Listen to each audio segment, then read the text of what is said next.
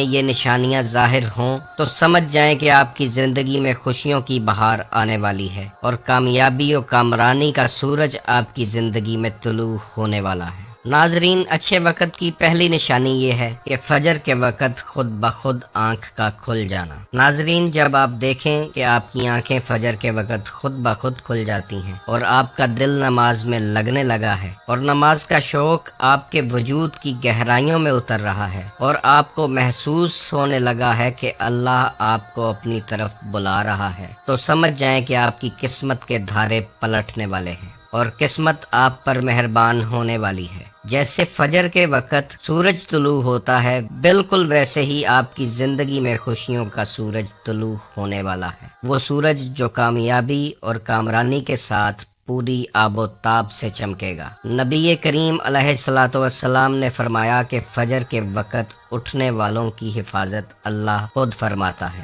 اور رحمت خداوندی انہیں اپنے حصار میں لے لیتی ہے۔ سو اگر فجر کے وقت خود بخود آنکھیں کھل جائیں اور دل نماز کی طرف مائل ہو تو سمجھ جائیں کہ اچھا وقت بہت قریب آ چکا ہے۔ ناظرین، انسان کا وقت بدلنے کی دوسری بڑی نشانی یہ ہے کہ دین الہی آپ کی سمجھ میں آنے لگتا ہے۔ اللہ قرآن میں بار بار فرماتا ہے کہ تم میں سے کون ہے جو غور کرے، تم میں سے کون ہے جو سوچے سمجھے۔ بے شک اس قرآن میں عقل والوں کے لیے نشانیاں ہیں۔ حضرت علی علیہ السلام فرماتے ہیں جب اللہ کسی پر مہربان ہوتا ہے تو اسے دین کی سمجھ بوجھ عطا کر دیتا ہے۔ نبی کریم صلی اللہ علیہ وآلہ وسلم کا فرمان عالی شان ہے کہ اللہ دنیا کا علم تو ہر کسی کو عطا کر دیتا ہے مگر دین کا علم صرف خاص لوگوں کو عطا کیا جاتا ہے، اور فرمایا کہ علم ایک نور ہے اور یہ نور اللہ اپنے خاص بندوں کے دلوں پر نازل فرماتا ہے اور ایسے شخص کے دل میں اللہ اور اس کے رسول کی محبت پیدا ہو جاتی ہے اور اس کا دل عبادات اور ذکر الہی میں مشغول رہنے لگتا ہے۔ جب آپ کو لگے کہ اللہ آپ کو دین کی سمجھ بوجھ عطا فرما رہا ہے اور آپ کی روح اللہ کی طرف مائل ہو رہی ہے تو سمجھ جائیں کہ آپ کا وقت بہت جلد تبدیل ہونے والا ہے اور خوشیاں آپ کی زندگی میں آنے کو تیار ہیں۔ انسان کا اچھا وقت شروع ہونے کی تیسری بڑی نشانی یہ ہے کہ انسان دکھوں، تکلیفوں اور آزمائشوں میں صبر کرنا سیکھ جاتا ہے۔ جب اللہ کریم کسی بندے کو پسند کرنے لگتا ہے تو اسے مشکلوں، آزمائشوں اور امتحانات سے گزارتا ہے۔ جب بھی آپ انبیاء کرام علیہم السلام کی ہسٹری پڑھیں گے تو آپ کو پتہ چلے گا کہ اللہ نے انہیں مختلف آزمائشوں سے گزارا۔ جس نبی کو جتنا بڑا عہدہ اور مرتبہ عطا کیا گیا اسے اتنی ہی بڑی آزمائش سے گزارا گیا۔ جیسے سب سے بڑی نبوت اگر حضرت محمد صلی اللہ علیہ وآلہ وسلم کو عطا کی گئی تو سب سے بڑی آزمائش کربلا کی صورت میں آپ ہی کے گھر پہ نازل ہوئی۔ اللہ کریم دیکھنا چاہتا ہے کہ میرا یہ بندہ مصیبت کی گھڑی میں صبر و شکر سے کام لیتا ہے یا نہیں، ایسے وقت میں راضی برضا رہتا ہے یا نہیں۔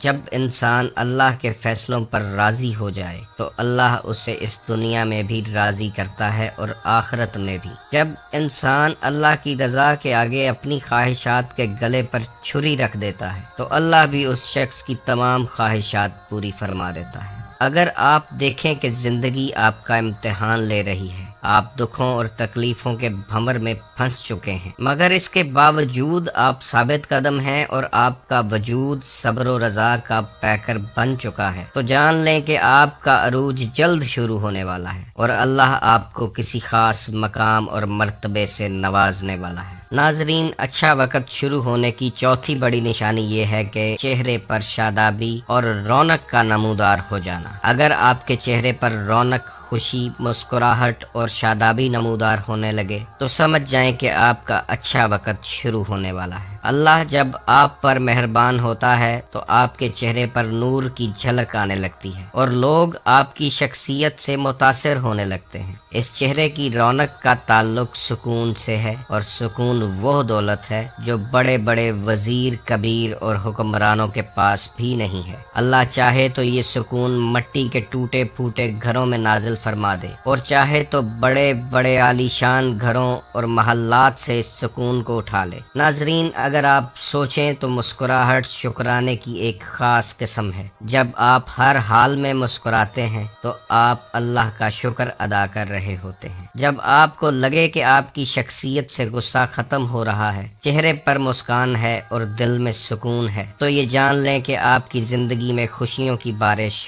ہونے والی ہے۔ ناظرین، اچھے وقت کی پانچویں اور بڑی نشانی انسان کا قناعت پسند ہو جانا ہے۔ قناعت یہ ہے کہ جتنا مل جائے اس پر راضی رہنا، حرص، لالچ اور طمع اپنے دل سے نکال پھینکنا۔ حضرت علی علیہ السلام فرماتے ہیں کہ قناعت وہ سرمایہ ہے جو کبھی ختم نہیں ہوتا۔ قناعت پسند انسان اتنا مال اپنے پاس رکھتا ہے جتنا اسے روز مرہ کے معاملات میں چاہیے ہوتا ہے، اور باقی کا اضافی مال مخلوق خدا میں بانٹ دیتا ہے۔ اور اللہ کا قانون ہے کہ وہ کسی کا ادھار نہیں رکھتا۔ آپ اللہ کی راہ میں خرچ کرتے ہیں تو وہ کئی گنا اس دنیا میں عطا کرتا ہے اور کئی گنا آخرت میں بھی عطا کرتا ہے۔ فراوانی رزق کا راز بھی بانٹنے میں پوشیدہ ہے۔ آپ بانٹتے جاتے ہیں اور رزق ایسی ایسی جگہوں سے آتا ہے کہ آپ نے کبھی سوچا نہیں ہوتا۔ بانٹنے والے پر غیب کے خزانے کھول دیے جاتے ہیں۔ ایسا شخص اللہ کے ہاں بھی